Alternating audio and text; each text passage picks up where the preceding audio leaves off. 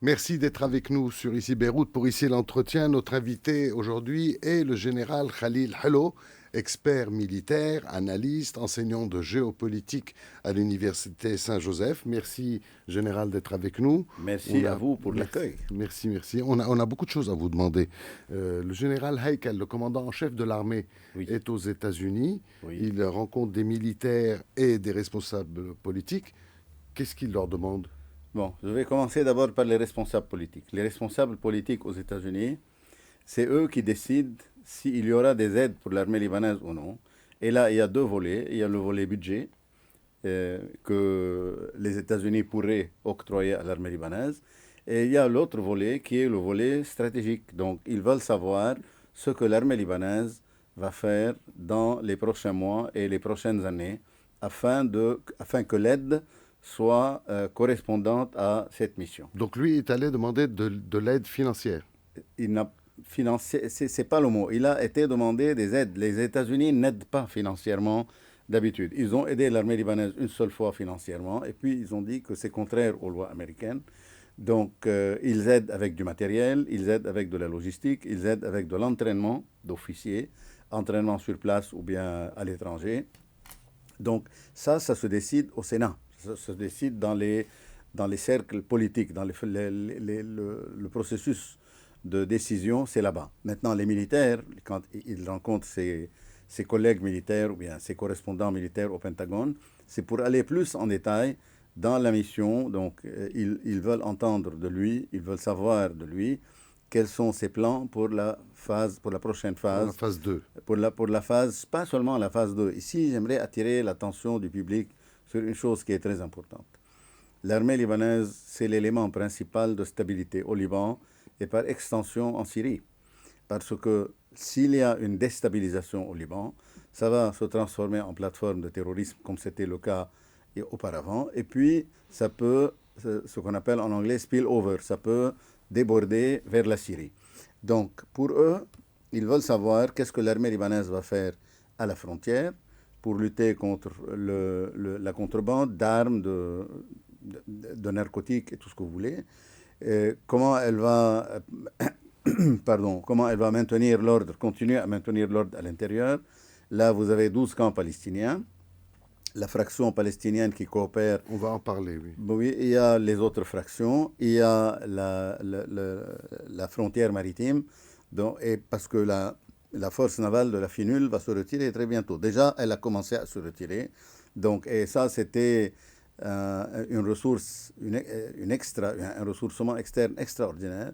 C'était 5 gros navires avec toute la logistique que vous voulez. Ils ont déjà interpellé 100 000 navires depuis 1978.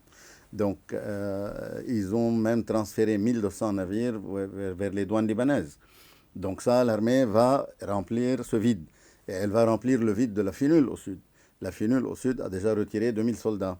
Et à la fin de l'année, elle se retire. Ces problèmes, on ne les met pas sous les projecteurs, mais il faut les mettre. Parce que finalement, l'aide américaine, ce n'est pas seulement pour se déployer au nord du Litanie et pour prendre les positions Oui. que le Hezbollah a occupées. Alors, vous venez de lister une liste de sans fin Ben de oui, missions que doit faire l'armée libanaise. oui.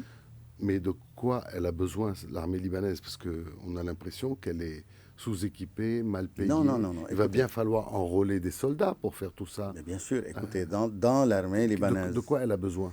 l'armée libanaise et toutes les armées du monde ont un besoin quotidien de logistique. Je vais commencer par le plus simple et dont on ne parle pas. D'abord, il faut les carburants. On a besoin de millions de litres de carburant pour pouvoir bouger. Nous avons besoin au moins de 75 millions de dollars de pièces de rechange pour nos véhicules qui sont en grande majorité des véhicules américains. Nous avons besoin de pièces de rechange pour les 2 escadrilles d'aviation que nous avons. Donc, ça commence ici, vous voyez. Donc, ensuite, pour aller un peu plus haut, si on veut déployer 11 000 soldats supplémentaires ou 12 000 soldats supplémentaires au sud, il faut bien sûr enrôler, entraîner et équiper. Et en plus, quand on parle d'enrôlement, ce n'est pas pour fonder de nouvelles unités, c'est pour garnir les unités qui existent déjà et c'est pour remplacer les soldats qui passent à la retraite. Parce que chaque jour, vous avez des dizaines de soldats qui passent à la retraite. Donc on n'est pas là aux États-Unis et le 5 mars à Paris pour demander des F-35, des chars d'assaut, Ça ne des sert à choses rien comme tout ça. ça. Ça sert à rien. Ça ne sert à rien. On a besoin De ce que vous avez dit. de rester opérationnel avec l'équipement que nous avons, qui peut-être a besoin d'un peu plus de soutien, de maintenance et d'ajout pour pouvoir continuer toutes ces missions dont je vous ai parlé. Et alors, à son retour, le général Haikal des États-Unis, normalement, il y a le Conseil des ministres qui devrait l'entendre et puis décider de la fameuse phase 2 qui Oui. comprend le désarmement entre le Litani et le Hawali. Oui. Comment l'armée va-t-elle s'y prendre? Bon, laissez-moi d'abord dire un mot avant de dire comment. Le comment, c'est la partie la plus simple. Au niveau politique, ils ont parlé de phase 1. Ils ont demandé des délais jusqu'à la fin de l'année. Je parle du gouvernement, pas de l'armée. Ensuite, le gouvernement a demandé un délai supplémentaire pour concevoir la phase 2. Ça, c'est, si vous voulez, c'est une lenteur politique. Ce n'est pas une lenteur technique. On n'est pas lent parce que l'armée n'a pas d'équipement. Je vais vous donner deux exemples très clairs. 2006, l'armée était vraiment sous-équipée. Elle n'avait pas suffisamment des moyens de projection de force. Donc on devait déployer au sud très rapidement 5000 soldats lorsque le retrait israélien a été décidé par la résolution 1701. Ben, ça s'est fait en 5 jours. Oui. En 5 jours. Parce que la décision était au niveau politique, au niveau militaire. Les militaires, quand on leur demande une mission, ils se débrouillent pour la faire. C'est la même chose. C'est la même chose concernant les critiques. On a entendu que c'est lent. Que oui, c'est lent. C'est lent. Mais ce n'est pas technique. C'est pas les militaires. C'est pas les militaires. Gouvernement. Absolument. C'est le gouvernement. Ensuite, quand vous voyez, j'ai entendu hier un politicien bien connu parler du budget. Je n'ai pas vu le budget qui a été voté. Ben, il a dit que c'est vraiment un budget, un diet budget pour l'armée libanaise. Et elle compte à 90% sur les aides étrangères. Ça a été toujours le cas. Mais dans une circonstance pareille, vous avez des priorités. Je parle du gouvernement et je parle du Parlement. Est-ce que le déploiement de l'armée dans le reste du pays, pas seulement le nord de l'Italie, est une priorité ou non sur d'autres projets? Donc le budget, je sais que l'armée, le pays est dans un état économique qui n'est pas très bon. Financièrement, nous n'avons pas beaucoup d'argent. Mais quand même, on aurait pu faire un effort sur le budget pour que l'armée puisse être à l'aise dans ce qu'elle fait. Donc, pour revenir à votre question, comment va-t-il faire? Ben, c'est très simple. Il faut d'abord du renseignement pour savoir où sont les postes cachés ou bien camouflés du Hezbollah. Il faut rentrer dans ces positions-là. Et bien sûr, ça ne se résout pas par la force. Je rappelle à tout le monde qu'il y a 2 ministres de Hezbollah à table au gouvernement, au Conseil des ministres. Il y en a 2, donc ça commence là-bas. Ben, regardez quand les forces libanaises ont été désarmées en 90 ou bien en 91, début 91. Ben, il n'y a pas eu besoin ni de déployer, ni de faire des plans, ni rien du tout. Les armes ont été soit expédiées vers l'étranger, soit remises à l'armée libanaise, et point à la ligne. Alors, le Hezbollah ne veut pas remettre ses armes. Ça, c'est le problème. Alors, il n'y a pas que lui, parce que dans cette phase 2, je reste dans la phase 2 exprès, il y a les camps palestiniens, notamment celui de Ain al-Halwe, oui, où les factions, à part le Fatah, ne veulent pas remettre les armes. Qu'est-ce qu'elle va faire, l'armée? Elle va entrer de force et refaire Nahar al-Barid que vous avez connu? Je ne pense pas. Mais... Je ne pense pas. Ain al-Halwe, c'est un camp de 70 000 personnes. L'influence à l'intérieur de ce camp est très divisée. Fatah est très forte. Il y a également les organisations extrémistes qui sont au nombre de 3 ou 4. Et là, qui donnent du fil à retordre à tout le monde. À Fatah et mais comment fait l'armée? L'armée libanaise. Ils vont rentrer dans Il n'y a pas de plan, à ma connaissance, pour rentrer dans le camp. L'armée déjà est autour du camp.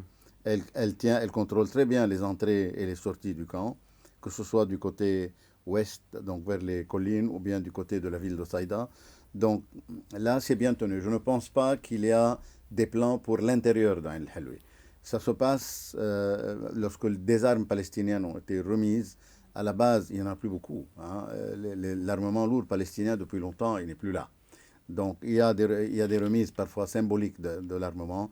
Et à ma connaissance, et là je peux vous certifier, les responsables du Fatah au Liban sont très enthousiastes pour tout remettre à l'État libanais, même la sécurité à l'intérieur des camps. Pour le moment, c'est une charge lourde, donc on se suffit de prendre les armes que les Palestiniens décident de remettre, et il n'y a pas pour l'instant un coup de force à l'intérieur des camps. Alors, Sauf s'il y a des exactions de la part des Palestiniens, là ça peut tout changer. on revient au Hezbollah de 2 minutes. Quel est l'impact des négociations qui s'ouvrent ce vendredi en Turquie ou à Oman, on ne sait pas trop, entre les États-Unis et l'Iran sur le désarmement du Hezbollah? Est-ce que ça va retarder encore le désarmement du Hezbollah qui ne veut pas désarmer? Oui. Pour commencer, mettons les choses dans leur contexte. Le Hezbollah fait partie organique des gardiens de la révolution iranienne et particulièrement de la brigade du Quds, Faylaq al-Quds. Ils font partie. Donc quand on dit, ou bien quand je dis qu'ils font partie, c'est-à-dire qu'il y a une hiérarchie ici. Et ce sont les Iraniens aujourd'hui qui ne veulent pas que le Hezbollah désarme. Ils le disent, c'est très facile de le deviner. Vous n'avez qu'à écouter M. Arakji quand il est venu, avant lui M. Larijani, vous n'avez qu'à entendre le guide suprême de la révolution iranienne, qu'est-ce qu'il raconte. Donc tous sont unanimes, ils ne parlent que de résistance et qu'il faut faire de la résistance et ils donnent des leçons à l'État libanais. Donc le décideur, c'est l'Iran. L'Iran négocie avec les États-Unis. Je ne sais pas si c'est sur la table la question du Liban, je suppose que oui, parce que ça concerne directement Israël, ça concerne directement la stabilité au Liban et dans la région. Je suppose que ça va être sur la table. Bon, que vont faire les Iraniens? À mon avis, il n'y a pas beaucoup, D'options. à faire des analyses complexes. Les Iraniens suivent une stratégie très simple. Il y a un livre qui est sorti il y a une vingtaine d'années, lorsque le programme nucléaire iranien a été dévoilé par l'opposition iranienne. Vous voyez clairement ce que les responsables iraniens, il y a un parmi eux qui est Larijani, mais je ne crois pas que c'est le même, qui dit que pendant que nous étions en train de négocier avec les Européens, nous étions en train d'installer des centaines de centrifugeuses à Isfahan. Ça, c'est SIC. Également, beaucoup d'autres responsables iraniens ont dit la même chose. Nous négocions pour gagner du temps et pour faire ce que nous voulons. Donc là, vous ne croyez pas aux négociations qui se Non. déroulent avec les Américains. Non. Donc vous pensez qu'il y aura une frappe? Je pense que l'option du président Trump, c'est la frappe est toujours sur la table. D'ailleurs, le dispositif de combat il est complet, sauf le dispositif de défense. On en parlera s'il y a du temps. Mais je pense que l'option de la frappe militaire est toujours de mise et elle est toujours, si vous voulez, elle a toujours la probabilité la plus élevée. Et si le Hezbollah refuse de désarmer, on va vers une confrontation locale avec le Hezbollah? Je crois que la confrontation sera avec les Israéliens. Les Israéliens ne demandent pas mieux que d'avoir... Ils ont d'ailleurs une main libre au Liban, mais avec des limites. Si vous remarquez, ils n'approchent pas trop de Beyrouth. L'aéroport, ils ne l'ont jamais touché, même en pleine guerre. Le port, exactement. Ce que j'ai entendu après que le général Heikel a eu sa rencontre hier à Washington avec les politiciens, ce que j'ai entendu, c'est qu'on a parlé du port et de l'aéroport. Et on a dit que le Hezbollah est en train de réactiver ses filières à l'intérieur de ces deux installations à travers des écrans, à travers des sociétés civiles, etc. Donc des sociétés commerciales civiles. Donc, quand on écoute ou bien quand on entend une chose pareille, c'est une sonnette d'alarme pour l'État libanais cette fois. Ce n'est pas pour quelqu'un d'autre, pour bien tenir. Et d'ailleurs, jusqu'à maintenant, c'est très bien tenu, que ce soit le port ou l'aéroport. Si le Hezbollah essaye de réactiver en catimini ou bien de façon camouflée, ben là, les instances de sécurité de l'aéroport et du port doivent ouvrir les yeux. Et quand Naïm Kassem, du matin au soir, dit on ne veut pas désarmer, il critique le gouvernement, vous faites partie de ceux qui disent que c'est passible des tribunaux? Ben oui, bien sûr, mais dites-moi, si jamais quelqu'un fait une infraction Oui, de circulation, ok, il va au tribunal Mahkam Tasser, oui, le les tribunal tribunaux de la circulation. Et puis, il ne peut pas voyager, son nom est partout. Alors que M. Kassem, qui normalement doit être passible des tribunaux, il n'y a personne qui ose l'interpeller. Il n'y a personne qui ose le questionner. D'accord? Et ça, c'est malheureux. Ça, c'est vraiment malheureux. Il ne s'agit pas de prendre des positions. Vous écoutez des prises de position de la part de ministres individuellement, du Premier ministre individuellement, du Président de la République individuellement, mais tout ça, dans le contexte gouvernemental et constitutionnel, il n'est pas là, il est absent. Tout ce qu'on vous dit, on a chargé l'armée, on a donné la couverture à l'armée. C'est du bidon tout ça. On ne donne pas une couverture à l'armée, on ordonne à l'armée, on donne des instructions à l'armée. On ne demande pas à l'armée de venir me dire qu'est-ce qu'elle va faire et moi, je ne fais rien, je ne suis pas là. Ce n'est pas possible. Il n'y a pas un pays au monde où le pouvoir exécutif ne contrôle pas ses forces militaires et sur une base journalière. oui. Le moindre soldat qui pose sa botte dans un couloir de 3 mètres, hein, dans une impasse de 3 mètres dans la rue, le responsable, c'est celui qui a donné l'ordre en haut, le plus élevé. Ce n'est pas son lieutenant, ni son capitaine, ni son colonel, ni son général. L'ordre vient d'en haut. Bien sûr, il y a des responsabilités techniques dans la chaîne de commandement. Mais la responsabilité, on ne la jette pas sur l'armée. On l'assume. Et quand on ne peut pas le faire, quand on n'arrive pas à assumer cette responsabilité, ben, on consulte. Qu'est-ce qu'on doit faire? J'ai deux petites questions pour terminer, assez rapide s'il vous plaît. Est-ce que la phase 1 est terminée? Oui. Oui, sauf les positions où les Israéliens continuent à occuper. Elles sont 5 à 7, je ne sais pas exactement. Mais ça, ce sont les seules zones où l'armée libanaise n'a pas accès. Mais le reste a été complètement... maintenant, s'il y a des caches d'armes qui sont encore camouflées et où il n'y a pas assez de renseignements pour savoir où elles sont, ça, ce sont des petites lacunes. Parce que le Hezbollah n'a pas un libre mouvement au sud du Litanie. Vous n'avez qu'à voir les frappes israéliennes où est-ce qu'elles ont lieu. C'est au nord du Litanie surtout. Au sud du Litanie, c'est sporadique. C'est parfois pour dissuader des paysans ou pour dissuader quelqu'un qui vient jardiner chez lui, ou bien un membre du Hezbollah qui se déplace en civil pour aller voir sa maison. Mais il n'y a pas vraiment des dépôts d'armes ou bien des positions du Hezbollah qui n'ont pas été investies. Dernière question, il y a bientôt les législatives. Alors la date, c'est encore nébuleux, hein, on ne Oui, sait bien pas trop. sûr. Est-ce que vous allez être candidat?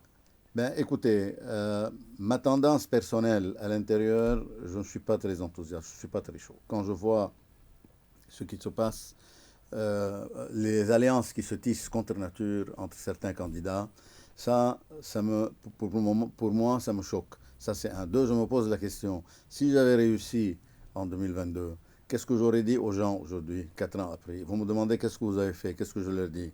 Je leur dis rien, j'ai pas pu, c'est pas moi, c'est les autres. C'est vraiment désastreux. Mais tout dépend des circonstances, tout dépend des opportunités d'être dans une liste souveraine. Sinon, je ne suis pas intéressé. Khalil Hello, général Khalil Hello, merci beaucoup d'être venu nous voir dans nos studios d'ici Beyrouth. Vous pouvez rester pour toute l'actualité sur ici Beyrouth, sur l'ensemble de nos réseaux sociaux et nos plateformes sur notre site. Et vous verrez aussi, reverrez si vous avez envie, le général Khalil Hello qui intervient dans Ici l'entretien. Merci.